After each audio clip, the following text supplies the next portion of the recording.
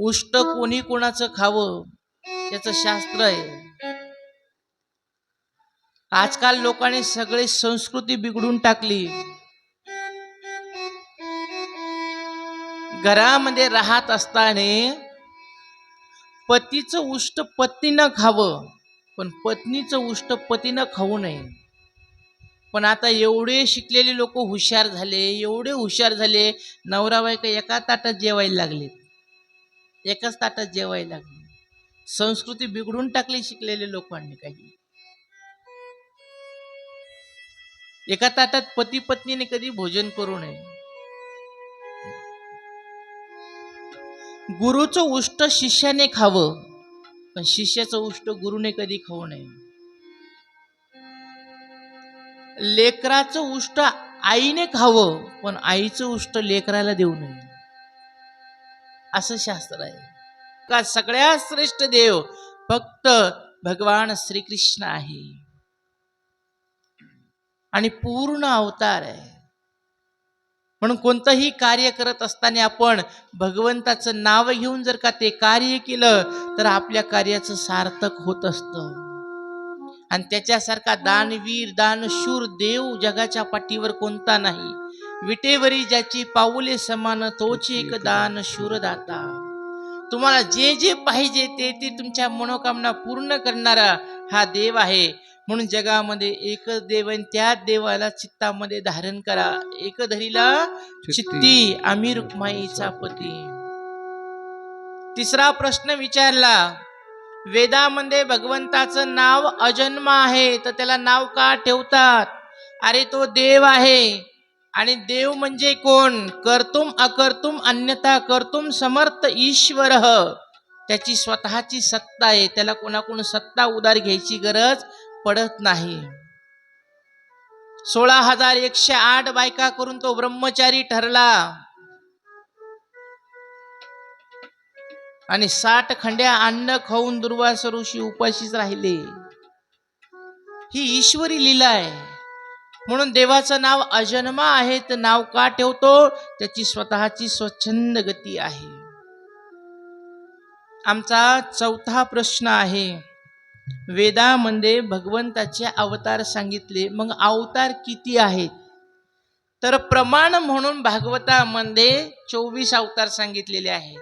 पहिला आहे सनकादिकांचा अवतार, दुसरा आहे देवर्षी नारदांचा अवतार, तिसरा आहे वराह अवतार, चौथा आहे नरनारायणाचा अवतार, पाचवा आहे भगवान कपिल देवांचा अवतार, सहावा आहे भगवान दत्तात्रयांचा अवतार. 24 अवतारामध्ये दत्त भगवान असे आहेत. 24 अवतारातले 23 अवतार, त्यातले 22 अवतार झालेत आणि निघून गेलेत देव आपल्या स्वस्थळी स्वधामाला. पण हा 23वा अवतार जो आहे भगवान दत्तात्रयाचा, हा स्मृतुगामी देवता आहे. आजूकही भगवान दत्तात्रय ह्या मृत्यूलोकामध्ये भ्रमण करतात. जिथं तुम्ही त्यांचं स्मरण करताल तिथं ते तुम्हाला दर्शन द्यायला तयार आहे. म्हणून त्यांचं नाव आहे स्मृतुगामी भगवान दत्त भगवान. बोली दत्तात्रय भगवान की. त्याच्यानंतर सांगितला 7वा यज्ञ भगवंताचा, 8वा ऋषभ देवाचा, 9वा पृथु महाराजांचा, 10वा आहे मत्स्य अवतार, 11वा आहे कुर्म अवतार, 12वा आहे धन्वंतरी अवतार, 13वा आहे मोहिनी अवतार, 14वा आहे भगवान नरसिंह अवतार. खंब्यामधून भगवान प्रगट झाले. न मृगम न मानुषम असा असणारा तो भगवंताचा अवतार. 15वा आहे वामन अवतार, 16व्या मध्ये आहे परशुराम अवतार, 17वा अवतार आहे ज्यांनी भागवताची रचना केली असे असणारे महर्षी वेदव्यास. भगवंताचे हे कला अवतार आहेत. 18वा आहे राम अवतार, 19व्या मध्ये आहे बलदेव अवतार, 20वा मध्ये आहे भगवान श्रीकृष्णाचा अवतार. 24 अवतारामध्ये 20वा अवतार भगवान कृष्णाचा सांगितला. का सांगितला? तर याचं चरित्र ऐकल्याच्या नंतर जीवाला 20वा भेटतो, म्हणून हा 20वा अवतार सांगितलेला. 21वा अवतार आहे हरी अवतार, 22 मध्ये आहे हंस अवतार, 23 मध्ये आहे बुद्ध अवतार आणि 24वा अवतार ह्या कलियुगाच्या शेवटला होणार आहे कलंकी अवतार.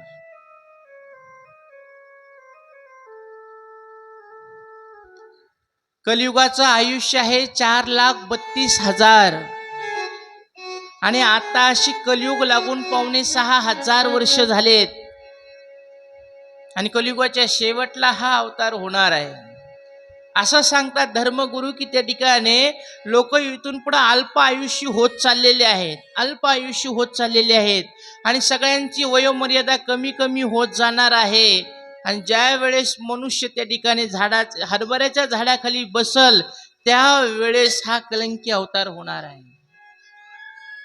पाचवा प्रश्न आहे, आम्हाला सार सार सांगा. सगळं भागवत आम्हाला ऐकायचं म्हणलं तर भागवत आहे 18,000 श्लोकाचं, 12 स्कंदाचं आणि ज्यावेळेस शुकदेवाने राजर्षी परीक्षितीला भागवत सांगितलं नॉनस्टॉप, रात्रंदिवस हे भागवत चाललं नॉनस्टॉप, वक्ता उठला नाही, श्रोता उठला नाही, असं भागवत चाललं. हे आम्हाला तर 3 तासामध्ये पण जड वाटतं. 3 तासामध्ये पण आम्ही अर्ध भजन ऐकतोय, त्याच्यात पण कथा, त्याच्यात आम्ही 3-4 तासामध्ये रामदेव बाबाचे सगळे आसनं करून घेतो, सगळे आसनं करतो. जीव प्रमादी जास्त झालेला आहे म्हणून त्या ठिकाणी जीवाला हा त्रास होतो. काय अवस्था असेल परिस्थिती महाराजांची आणि काय अवस्था असेल आमच्या शुकदेवांची की भागवत सांगायला ते बसले तर 7 दिवस उठले नाही. एवढा मोठा भागवताचा समुद्र आहे, आम्हाला सगळाच उचलणार नाही म्हणून घागर में सागर भरो, 3 तासामध्ये आम्हाला सगळं भागवत कळल असं सांगा म्हणून सार सार सांगा. आणि 6वा प्रश्न आहे की भगवान परमात्मा ज्या वेळेस स्वधामाला निघून गेले त्यावेळेस धर्म किम शरणम गतः, धर्म कोणाला शरण गेला तर धर्म हा भागवताला शरण गेलेला आहे. धर्म हा भागवताच्या आश्रयाने राहिलेला आहे. तुम्ही बघा प्रत्येक गावामध्ये भागवत ग्रंथ सुरू झाला, गावात भागवत लागलं तर त्या ठिकाणी गावातले लोक, पेणारा माणूस असेल तर म्हणतो नको बाबा 7 दिवस आता गावात भागवत आहे, दारू प्यायला नको. एखादा मांसाहार खाणारा असतो, नको बाबा आता गावात 7 दिवस भागवत सुरू झालं, मांसाहार खायला नको. एखादा माणूस खूपच भांडणारा असल किंवा एखादी माऊली खूपच भांडणारी असल तर ती म्हणतो नको बाई एवढे 7 दिवस तरी भांडण नको, आपल्या गावात भागवत सुरू झालेलं आहे. एवढं तरी नियम लोक पाळतात. का पाळतात तर भागवताच्या आश्रयाने धर्म राहतो. जिथं धर्म राहतो तिथं देव राहत असतो आणि जिथं देव राहतो तिथं सुखाचा वास होत असतो, तिथं सुख राहत असतं. मग ह्या शौनकादिक ऋषीने प्रश्न विचारला की हे भागवत जे आहे हे भागवत लिहिलं कधी, कोणी लिहिलं? तर म्हणले एक वेळेसचा प्रसंग आहे. महर्षी वेदव्यास होते आणि वेदव्यासाने 4 ग्रंथ, 4 वेद लिहिले, एका वेदाचे 4 वेद केले. पण त्यांच्या मनाला समाधान नाही वाटलं, कारण की वेद सगळ्यालाच कळाले नाही आणि वेद सगळ्याला समजतील असंही नाही. 6 शास्त्राची उत्पत्ती केली पण लोकांची प्रवृत्ती परमार्थाकडे झालीच नाही, लोकांना शास्त्र कळाले नाही. 17 पुराण लिहिले तरी पण लोकांची रती, लोकांचं प्रेम भगवंताच्या चरणी झालंच नाही. काय करावं? महाभारतासारखा ग्रंथ अद्वितीय 1.25 लाख श्लोकाचा सुंदर असणारा महाभारताचा ग्रंथ लिहिला पण त्या व्यासांना समाधान प्राप्त झालं नाही. का लोक परमार्थ करत नाही, का लोकांना देव आवडत नाही, हा विचार त्यांच्या मनात पडला आणि उदास होऊन बसलेले होते. आणि ज्या वेळेस चांगल्या व्यक्तीला त्रास होतो किंवा भगवंताला ह्या जगामध्ये काहीतरी नवीन काम करून घ्यायचं असतं त्यावेळेस देवच संताच्या रूपाने आपल्या जीवनात प्रवेश करत असतो. संत आणि सत या 2 शब्दामध्ये फक्त एक टिंब्याचा अंतर आहे. सत म्हणजे ईश्वर आणि त्याच्यावर एक टिंबा दिला तर त्याचाच होत असतो संत. म्हणून देवते संत निमित्त त्या प्रतिमा. देव सगळ्यालाच येऊन भेटू शकत नाही आणि सगळ्याला भेटल एवढं आपल्याजवळ पुण्य पण नाहीये, तेवढं पुण्य पण नाहीये. म्हणून जीवनामध्ये काही घडायचं असेल किंवा ह्या सृष्टीमध्ये काहीतरी चमत्कार घडायचे असतील तर त्याच्यासाठी संतांचं नियोजन जगात देवाने केलेलं आहे. पराशरांचे हे पुत्र व्यास ऋषी एक दिवस उदास बसलेले होते. आपल्या शाम्याप्रास इति प्रोक्त हो, शाम्याप्रास आश्रमामध्ये बसलेले आहेत आणि तितक्यात आमच्या देवर्षींचं आगमन झालं. बोली नारद भगवान की जय. देवर्षी नारद आले. देवर्षी नारदाने विचारलं, म्हणले पाराशर्य महाभाग भवतः कशिदात्मनः परितुष्यति शारीरम आत्मा मानस एवही. हे पराशर नंदन व्यास, तुमच्या चेहऱ्यावर काहीतरी उदासीनता आहे, काहीतरी असमाधान दिसतंय, काय झालं?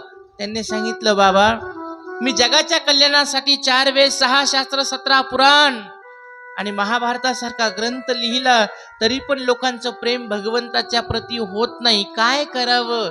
म्हणून माझ्यामध्ये विचार पडला.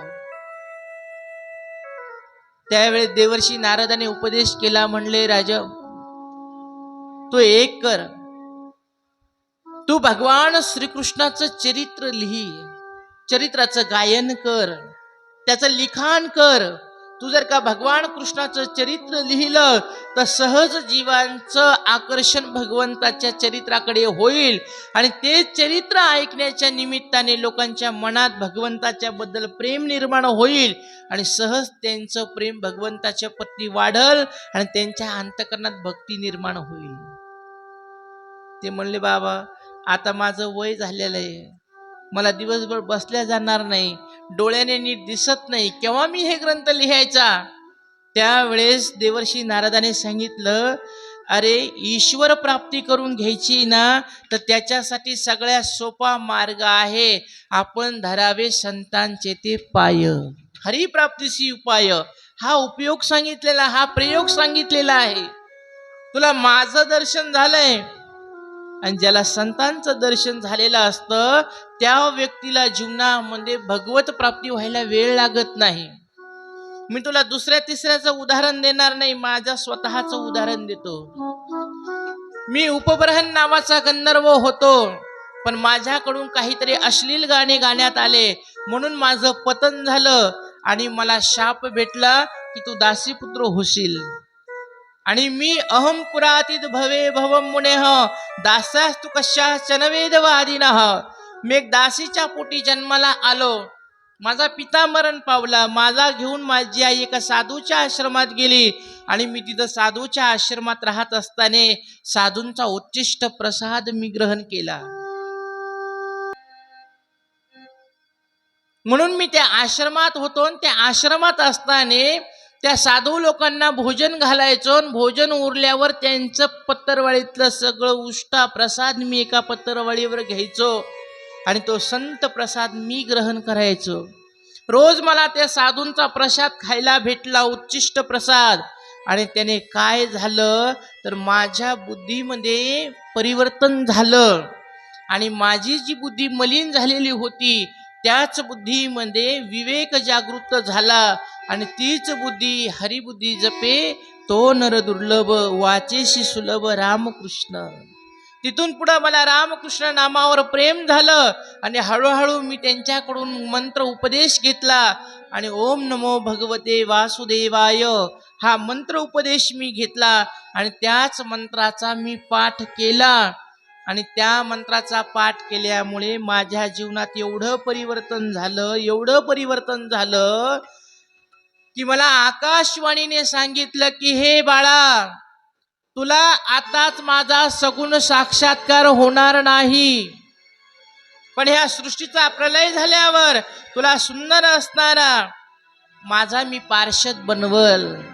आणि कालांतराने सृष्टीचा प्रलय झाला आणि त्यावेळेस सत्ययुगाला प्रारंभ झाला आणि सत्ययुगामध्ये ब्रह्मदेव जन्माला आले. ब्रह्मदेवाचा मानस पुत्र म्हणून मी जन्माला आलो आणि माझा अवतार सत्ययुगामध्ये झाला. बोली देवर्षी नारद भगवान की. आणि मला ब्रह्मदेवाने हरिभगवंताने हा सुंदर विना दिला. देवदत्तम मिमाम वीणा स्वरब्रह्म विभूषिताम. हा सुंदर विना घेऊन भगवंताच्या नामाचा प्रचार प्रसार मी सगळ्या तिन्ही लोकांमध्ये करू लागलो. हरिनामाचा प्रचार प्रसार मी तेव्हापासून करू लागलो. एक साधूचा आशीर्वाद भेटला, साधूचा उच्चिष्ट प्रसाद खाल्ला, तर माझ्या बुद्धीमध्ये एवढं परिवर्तन झालं आणि मला पुढचा जन्म दासी पुत्राचा देवर्षी नारद झालो. तुला माझं दर्शन झालं, तू भागवत का लिहू शकणार नाहीस? आणि व्यासांच्या मनामध्ये एक जागृती निर्माण झाली, एक प्रेरणा त्यांना भेटली. आणि व्यासाने सुंदर असणार हे 12 स्कंदाचं 18,000 श्लोकाचं आणि 335 अध्यायाचं सुंदर भागवत तयार केलं आणि याला नाव दिलं बोलिये श्रीमद भागवत भगवान की. श्रीमद भागवतम याचं नाव पडलं आणि सगळ्या पुराणामध्ये हे श्रेष्ठ पुराण ठरलं. म्हणून त्या ठिकाणी ह्या पुराणाचं जो वाचन करतो त्याचं कल्याण झाल्याशिवाय राहत नाही. मग हे जे भागवत लिहिलं, हे भागवताची रचना झाली, मग हे भागवत कोणाला दिलं सगळ्यात पहिले हा प्रश्न केला. तर व्यासांनी ह्या भागवताचा अधिकारी कोण आहे हे बघितलं आणि सगळ्या ऋषी लोकांकडेच जीवनचरित्र वाचलं, तर कोणामध्ये काही कोटे एक आहे, एक नाही. भागवत वाचण्याचा, भागवत श्रवण करण्याचा अधिकारीच त्यांना लवकर सापडला नाही. आणि शेवटला त्यांच्या अंतकरणातून त्यांना आवाज आला, व्यास ऋषी दुसरीकडे कुठे बघू नका, तुमचा स्वतःचा पुत्रच तुमचं भागवत श्रवण करण्याचा आणि हे धन घेण्याचा अधिकारी आहे. कोण? बोली शुकदेव भगवान की. शुकदेवांना तुम्ही हे भागवत सांगा. आता शुकदेवाचा शोध घ्यायचा आहे. शुकदेव कुठं होते? शुकदेव दंडकारण्यामध्ये येऊन बसलेले होते आणि शुकदेवाचा स्वभाव होता निर्गुण ब्रह्माच्या समाधीमध्ये बसण्याचा. ते नेहमी समाधीमध्ये मग्न राहायचे. या जगाशी, जगाच्या व्यवहाराशी त्यांना काही घेणं देणं नव्हतं. 5 घरी भिक्षा मागायला जायचं आणि प्रत्येक दारामध्ये ओम भवन्ति भिक्षां देहि असा आवाज द्यायचा आणि किती वेळ थांबायचं? स गो दोहन मात्रेण. गाय पाहण्याला किती वेळ लागतो? आता सगळे शेतकरीच आपण बसलेलो आहे तिथं. गाय पाहण्याला किती वेळ लागत असतो? 1 घंटा, अर्धा तास, 5 मिनिटं. भागवतामध्ये सांगितलं 6 सेकंद. ओरिजिनल गावरान गाय जर का असल तर त्या ओरिजिनल गावरान गाईला पाहण्याला दूध काढायच्या वेळेस 6 सेकंद लागतात. आणि एवढेच 6 सेकंद शुकदेव एका दारामध्ये उभा राहायचे. तितक्या वेळात भिक्षा आली तर घ्यायची, नाही आली तर तुमचं कल्याण. 5 घरी जायचं, भिक्षा घ्यायची, भेटली तर चांगलं, नाही भेटली तर डबल चांगलं. आणि वनात निघून जायचे, सुंदर भजन करत बसायचे. आता ह्या शुकदेवाला समाधीतून उठवायचंय, त्यांना हे 18,000 श्लोकाचं भागवत सांगायचंय. तर व्यासांनी आपले 4 शिष्य बोलवले. त्या 4 शिष्याला एक श्लोक सांगितला. बरहा पीडम नटवर वपुः कर्णयो कर्णिकारम. हा श्लोक तुम्ही शुकदेवापाशी जाऊन म्हणा. आणि हे 4 शिष्य शुकदेवाजवळ आले आणि सुंदर ह्या श्लोकाचं गायन करू लागले. बरहा पीडम नटवर वपुः कर्णयो कर्णिकारम रंध्रान वेणू अदर सुदिया. या श्लोकामध्ये भगवंताच्या रूपाचं वर्णन केलेलं आहे. तो भगवान परमात्मा कसा आहे? वृंदावनाच्या अरण्यामध्ये उभा आहे, देहुडा चरण उभा आहे, भगवंताचे कुरुळे केस आहे, सुंदर श्यामवर्णी भगवंताचं शरीर आहे, भगवंताच्या कानावर कन्हेरीचं फूल लावलेलं आहे, भगवंताच्या हातामध्ये बासरी आहे, आणि ती बासरी भगवंताच्या अधर उष्टावर धरलेली आहे. आणि असं सुंदर वर्णन ज्यावेळी शुकदेवांच्या समोर झालं, शुकदेव समाधीतून उठले आणि म्हणले, वा वा, तुमच्या देवाचं रूप किती सुंदर आहे, जगात याच्यानंतर सुंदर कोणीच नाही, मला तो देव बघायचा, मला असे श्लोक ऐकायचे. ते म्हणले, चला आमच्या सोबत. चला म्हटल्याच्या नंतर शुकदेवाने दुसऱ्या क्षणाला विचार केला, यांच्या देवाचं रूप चांगलं आहे, पण स्वभाव कसा आहे? रूपाहून लोकांना काही घेणं देणं नाहीये, स्वभाव महत्वाचा असतो. म्हणून लग्न जमवत असताना, लग्न करत असताना मुलाचं रूप नका बघू, मुलाचे गुण बघा. रूपवान असण्यापेक्षा मुलगा गुणवान असणं फार महत्वाचं आहे. दिसायला मस्त गोरा पान दिसतो, चांगलं नाक आहे, नाक कान डोळे चांगले आहेत, उंचापुरा चांगला आहे, पण संध्याकाळी लेझिम खेळतच घरी येतो, काय करायचंय त्याच्या रूपाला? गुण चांगले असावेत माणसाचे. रूप हे क्षणभरासाठी चांगलं असतं, पण गुण हे आयुष्यभरासाठी साथ देत असतात. म्हणून यांच्या देवाचं रूप चांगले, पण गुण पाहिजे ना चांगले. नको, यांच्या देवाचे गुण माहिती नाही. शुकदेव पुन्हा गेले आणि समाधीमध्ये बसले. हे 4 शिष्य व्यासांकडे आले आणि व्यासांना म्हणाले, गुरुवर, तुम्ही सांगितलेला श्लोक आम्ही त्यांच्या जवळ जाऊन म्हणलो, ते समाधीतून पण उठले, आमच्या जवळ आले, तुमच्या देवाला मला भेटायचं म्हणले, मला हा देवाची प्राप्ती करून घ्यायचं म्हणले. पण पुन्हा त्यांच्या मनात काय विचार आला, ते पुन्हा समाधीमध्ये जाऊन बसले. व्यासांना थोडा आनंद निर्माण झाला आणि व्यासांनी लगेच त्यांना दुसरा श्लोक सांगितला. या श्लोकामध्ये देवाच्या गुणाचं वर्णन केलेलं आहे. ते 4 शिष्य पुन्हा शुकदेवाजवळ आले आणि शुकदेवाला त्यांनी सुंदर असणार हा श्लोक म्हणून दाखवला. अहो बकीय मस्तन काल कुटम जिगांस याप्य अप्यपयच साध्वी लेभे गती धातृ उचित ततो अन्य गतः. एक पुतना नावाची राक्षसीन होती आणि ती देवाला मारायला गेली आणि देवाला विष पाजून मारायला लागली. देवाने तिचं विष प्राशन केलं आणि तिला मुक्ती प्रदान करून दिली. अपकार करणाऱ्यावरही देव हा उपकार करतो, असा याचा स्वभाव आहे. हे स्वभावाचं वर्णन त्यांनी ऐकलं आणि शुकदेवाच्या मनामध्ये आनंद निर्माण झाला. याचं रूप जितकं चांगलं आहे का, तितकेच ह्या देवाचे गुण सुद्धा चांगले आहेत. म्हणून जगाच्या पाठीवर ह्या देवासारखा देवच दुसरा होणे नाही, अशा देवाचे आपण हे कथा श्लोक ऐकले पाहिजे, ही कथा ऐकलीच पाहिजे.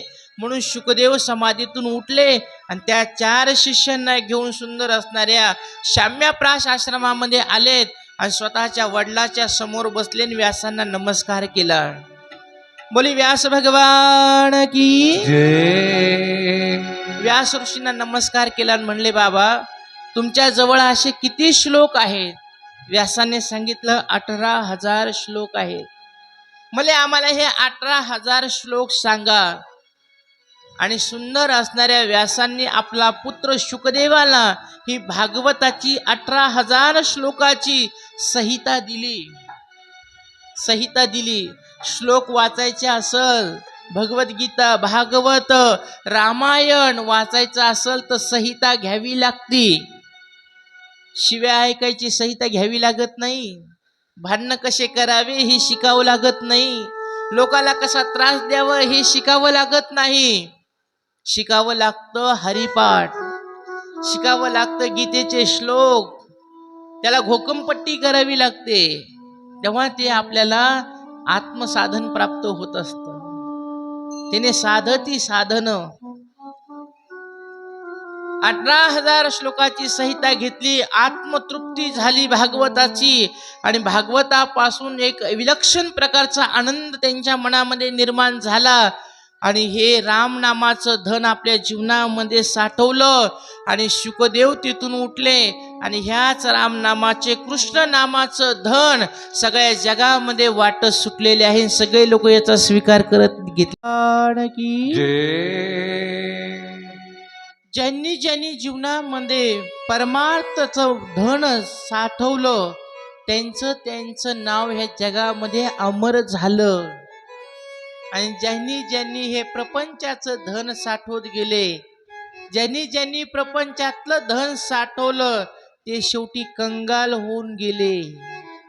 देवाच्या दारी गेल्यावर देवाने जर का विचारलं ना, शिंदे टाकडीमध्ये तुम्ही 100 वर्ष जगलात, काय केलं? तर तिथं जर का तुम्ही म्हणायला गेलेत, मी 100 एकर जमीन कमवली, 5 मुलं होते, 7 नातू होते, हे धन तिथं चालत नाही. ह्या धनाची तिथं गणती होत नाही. पण तिथं गेल्यावर जर का तुम्ही म्हणले, आमच्या गावात अखंड हरिनाम सप्ताह होत होता आणि त्या सप्त्यात 7 दिवस मी दुपारी भागवत ऐकलं, रात्री कीर्तन ऐकलं, सकाळी ज्ञानेश्वरीचं पारायण केलं, ही 7 दिवसाची पावती तिथं कामी येत असते. याला खरं धन म्हणत असतात. परमार्थ महाधन जोडी देवाचे चरण. हे देवाच्या चरणापर्यंत नेणारं धन जर का कोणतं असेल तर ते आहे भगवंताची भक्ती, भगवंताचं नामस्मरण. बाकीचं धन आपलं इथल्या इथंच पडून राहतं, काही सोबत येत नाही, आपल्या काही सोबत येत नाही. जन्म झाल्यावर पहिला ड्रेस लोकांनीच आणलेला असतो आणि मरत्या वेळेस शेवटचा आहेर पण लोकाचाच असतो. रुपये जे चुटकी दे का तो पण लोकाचा असतो, तो पण घरचा नसतो. गाडगा घेऊन जाते ते पण जागीच फोडून टाकतात, काही सोबत येत नाही. सगळं धन इथं सोडून जावं लागतं.